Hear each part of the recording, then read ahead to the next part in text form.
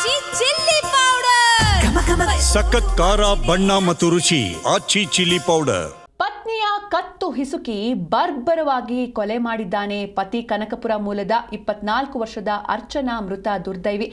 Cable wire ಬಳಸಿ ಪತ್ನಿಯನ್ನ ಕೊಂದು ಪತಿ ಎಸ್ಕೇಪ್ ಆಗಿರ್ತಾನೆ. ನೆಲಮಂಗಲ ತಾಲೂಕಿನ ಹುಣಸೇಘಟ್ಟೆ ಪಾಳ್ಯದಲ್ಲಿ ನಡೆದಿರುವಂತಹ ಘಟನೆ ಇದು. ಶಾರದಮ್ಮ ಅನ್ನೋರ ತೋಟಕ್ಕೆ ಇವರು ದಂಪತಿಗಳು ಕೆಲಸಕ್ಕೆ ಬಂದಿರ್ತಾರೆ. ಇನ್ನು ಈ ಸಂದರ್ಭದಲ್ಲಿ ಯಾವುದೋ ಒಂದು ಕಾರಣಕ್ಕೆ ಗಲಾಟೆ ಆಗುತ್ತೆ. ಗಲಾಟೆ ವಿಕೋಪಕ್ಕೆ ತಿರುಗಿ ಪತಿ ಆನಂದ್ ಆಕೆಯ ಕತ್ತು ಹಿಸುಕಿ ಕೊಲೆ ಮಾಡಿದ್ದಾನೆ. ಮೊದಲಿಗೆ ಈತ ಆಕೆ ಆತ್ಮಹತ್ಯೆಯನ್ನ ಮಾಡ್ಕೊಂಡಿದ್ದಾಳೆ ಅಂತ ಕತೆ ಕಟ್ಟಿ ಅಲ್ಲಿಂದ ಆನಂದ್ ಸ್ಥಳದಿಂದ ಪರಾರಿಯಾಗಿರ್ತಾನೆ. ಪರಾರಿಯಾಗಿದ್ದ ಆನಂದನನ್ನ ಇದೀಗ ಪೊಲೀಸರು ವಶಕ್ಕೆ ಪಡೆದಿದ್ದಾರೆ. ಸ್ಥಳಕ್ಕೆ ಎಸ್ಪಿ, ಡಿವೈಎಸ್ಪಿ ಹಾಗೂ ಗ್ರಾಮಾಂತರ ಪೊಲೀಸರು ಭೇಟಿಯನ್ನ ನೀಡಿದ್ದಾರೆ. ಸೀನ್ ಆಫ್ ಕ್ರೈಮ್ ಟೀಮ್ ಹಾಗೂ ಶ್ವಾನ ದಳದವರು ಬಂದು ಪರಿಶೀಲನೆ ಕೂಡ ನಡೆಸಿದ್ದಾರೆ. ನೆಲಮಂಗಲ ಗ್ರಾಮಾಂತರ ಠಾಣೆಯಲ್ಲಿ ಈ ಪ್ರಕರಣ ಕೂಡ ದಾಖಲಾಗಿದೆ. ಪತ್ನಿಯ ಕತ್ತು ಹಿಸುಕಿ ಬರ್ಬರವಾಗಿ ಪತಿಯೇ ಪತ್ನಿಯನ್ನ ಕೊಲೆ ಮಾಡಿರುವಂತಹ ಘಟನೆ ನೆಲಮಂಗಲದಲ್ಲಿ ನಡೆದಿದೆ. ಇನ್ನೊಬ್ಬರ ತೋಟಕ್ಕೆ ಕೆಲಸಕ್ಕೆ ಅಂತ ಬಂದಿರ್ತಾರೆ. ಈ ಸಂದರ್ಭದಲ್ಲಿ ಯಾವುದೋ ಒಂದು ವಿಚಾರಕ್ಕೆ ಗಲಾಟೆ ಆಗುತ್ತೆ. ಗಲಾಟೆ ವಿಕೋಪಕ್ಕೆ ತಿರುಗಿ ನಂತರದಲ್ಲಿ ಕೇಬಲ್ ವೈರ್ನಿಂದ ಪತ್ನಿಗೆ ಉಸಿರುಗಟ್ಟಿಸಿ ಈತ ಕೊಲೆಯನ್ನ ಮಾಡಿರ್ತಾನೆ. ಮೊದಲಿಗೆ ಇದೊಂದು ಆತ್ಮಹತ್ಯೆ ಅಂತ ಎಲ್ಲರೂ ಅನ್ಕೊಂಡಿರ್ತಾರೆ. ಈತನು ಕೂಡ ಇದೊಂದು ಆತ್ಮಹತ್ಯೆ ಅಂತ ಎಲ್ಲರನ್ನ ನಂಬಿಸಿರ್ತಾನೆ. ಆದ್ರೆ ಆತರ ಅಂದ್ರೆ ಆತ್ಮಹತ್ಯೆ ಮಾಡ್ಕೊಂಡಿದ್ದಾಳೆ ನನ್ನ ಹೆಂಡತಿ ಅಂತ ಹೇಳ್ಬಿಟ್ಟು ಈತ ಎಸ್ಕೇಪ್ ಆಗಿರ್ತಾನೆ ಸ್ಥಳದಿಂದ. ತದನಂತರದಲ್ಲಿ ಇದು ಕೊಲೆ ಅನ್ನೋದು ಗೊತ್ತಾಗತ್ತೆ. ನೆಲಮಂಗಲ ತಾಲೂಕಿನ ಹುಣಸೇಘಟ್ಟೆ ಪಾಳ್ಯದಲ್ಲಿ ನಡೆದಿರುವಂತಹ ಘಟನೆ ಇದು. ಕನಕಪುರ ಮೂಲದ 24 ವರ್ಷದ ಅರ್ಚನಾ ಮೃತ ದುರ್ದೈವಿ. ಸ್ಥಳಕ್ಕೆ ಎಸ್ಪಿ, ಡಿವೈಎಸ್ಪಿ ಹಾಗೂ ಗ್ರಾಮಾಂತರ ಪೊಲೀಸರು ಭೇಟಿ ನೀಡಿದ್ದಾರೆ.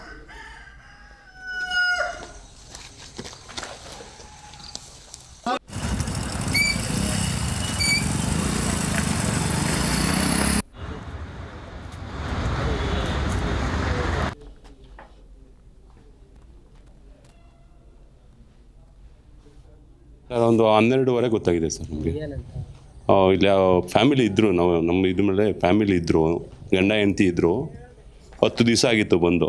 ಹಿಂಗೆ ಪಕ್ಕದವ್ರ ತೋಟದಲ್ಲಿ ಅವ್ರ ಕಡೆಯಿಂದ ಬಂದು ಸೇರ್ಕೊಂಡಿದ್ರು. ಎಲ್ಲಿಂದ ಬಂದರು? ಕನಕಪುರದವ್ರಂತೆ ಸರ್. ನಮಗೂ ಫುಲ್ ಡೀಟೇಲ್ಸ್ ಗೊತ್ತಿಲ್ಲ. ನಾವು ಇನ್ನೂ ಆಧಾರ್ ಕಾರ್ಡು ತಗೊಂಡಿಲ್ಲ. ನೆಕ್ಸ್ಟ್ ಎಲ್ಲ ಲಗೇಜ್ ಎಲ್ಲ ತಂದಾಗ, ಸಾಮಾನೆಲ್ಲ ತಂದಾಗ ಎಲ್ಲ ತಂದು ಕೊಡ್ತೀವಿ ಅಂತ ಅಂದಿದ್ರು. 10 ದಿವಸ ಆಗಿತ್ತು. ಊರಿಗೆ ಹೋಗ್ಬಿಟ್ಟು ಬರ್ತೀವಿ ಅಂತ ಡಾಕ್ಯುಮೆಂಟ್ ಎಲ್ಲ ನಾವು ಆಧಾರ್ ಕಾರ್ಡ್ ಕೇಳಿದ್ವಿ. ಅವರು ಆಧಾರ್ ಕಾರ್ಡು ಊರಿಗೆ ಹೋಗಿ ತಂದು ಕೊಡ್ತೀವಿ ಅಂತ ಇಲ್ಲೇ ಉಳ್ಕೊಂಡಿದ್ರು. ಇವತ್ತು ಬೆಳಗ್ಗೆ ಏನಾಗಿದೆ, ಅಮ್ಮ ಅವ್ರಿಗೆ ಫೋನ್ ಮಾಡಿಬಿಟ್ಟು ಗ್ಯಾಸ್ಗೆ ಕಾಸಿಲ್ಲ, ಕಾಸು ಹಾಕಿ ಅಂತ ಹೇಳಿದ್ದಾರೆ. ಗ್ಯಾಸ್ ಬುಕ್ ಮಾಡ್ತೀನಮ್ಮ, ಗ್ಯಾಸ್ ಬರುತ್ತೆ, ಅಮೌಂಟ್ ನಾನು ಬರ್ತೀನಿ ಬಿಡಿ ಸಾಯಂಕಾಲ ಅಂತ ಹೇಳಿದ್ದಾರೆ ಬೆಳಿಗ್ಗೆ ಫೋನ್ ಮಾಡಿದಾಗ. ತಿರ್ಗಾ 10 ಗಂಟೆಗೆ 12 ಗಂಟೆಗೆ ಅದೇ ಹುಡುಗ ಬಂದು ನಮಗೆ ಫೋನ್ ಮಾಡಿತ್ತು. ಇಲ್ಲಿ ಸೇರಿಸಿದ್ನಲ್ಲ, ಇದು ಸ್ವಲ್ಪ ಹಿಂಗೆ ಆಗ್ಬಿಟ್ಟೈತೆ ಅಂತ ಹೇಳ್ಬಿಟ್ಟು ತೀರ್ಕೊಂಡ್ಬಿಟ್ಟಿದ್ದಾರೆ ಹುಡುಗಿ. ಎಸ್, ಈ ಬಗ್ಗೆ ಹೆಚ್ಚಿನ ಮಾಹಿತಿ ನೀಡ್ತಾರೆ ನಮ್ಮ ಪ್ರತಿನಿಧಿ ಕಾರ್ತಿಕ್. ಇನ್ನು ಮೂಲತಃ ಇವರು ಯಾವ ಊರವರು? ಜೊತೆಗೆ ಮೊದಲಿಗೆ ಆತ್ಮಹತ್ಯೆ ಅಂತ ಹೇಳಿ ಈತ ಎಸ್ಕೇಪ್ ಆಗಿರ್ತಾನೆ. ತದನಂತರದಲ್ಲಿ ಇದು ಕೊಲೆ ಅಂತ ಹೇಗೆ ಗೊತ್ತಾಯ್ತು ಅಂತ? ಸಿಂಚನ ಏನು ಇವರು ಮೂಲತಃ ಉತ್ತರ ಕರ್ನಾಟಕ ಭಾಗದವರು ಅಂತ ಅನ್ನೋದು ಈ ಪ್ರಾಥಮಿಕ ತನಿಖೆಯಲ್ಲಿ ಕಂಡು ಬಂದಿರುವಂತದ್ದು. ಏನು ಮೊದಲಿಗೆ ಈ ಒಂದು ಕೌಟುಂಬಿಕ ಕಲಹ ಅಥವಾ ಅನೈತಿಕ ಸಂಬಂಧಕ್ಕೆ ಜಗಳ ನಡೆದಿದೆ ಅಂತ ಒಂದು ಶಂಕಿಸಲಾಗಿದೆ.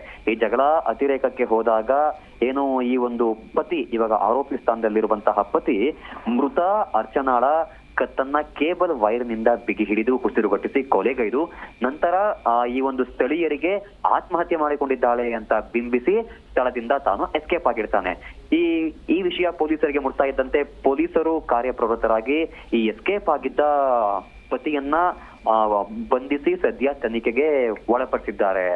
ಸಿಂಚನ ಇನ್ನ ಪೊಲೀಸರು ಪ್ರಕರಣ ದಾಖಲಿಸಿಕೊಂಡಿದ್ದು ಇವರಿಬ್ಬರ ನಡುವೆ ಬೇರೆ ಏನಾದ್ರೂ ಒಂದು ಜಗಳ ನಡೆದಿತ್ತಾ ಅಥವಾ ಅನೈತಿಕ ಸಂಬಂಧಕ್ಕೆ ಜಗಳ ನಡೆದಿತ್ತಾ ಅಥವಾ ಕೌಟುಂಬಿಕ ಕಲಹಕ್ಕೆ ಏನಾದ್ರೂ ಬೇರೆ ವಿಚಾರಕ್ಕೆ ಜಗಳ ನಡೆದಿತ್ತಾ ಎಂಬುದು ತನಿಖೆ ಮಾಡ್ತಿದ್ದಾರೆ.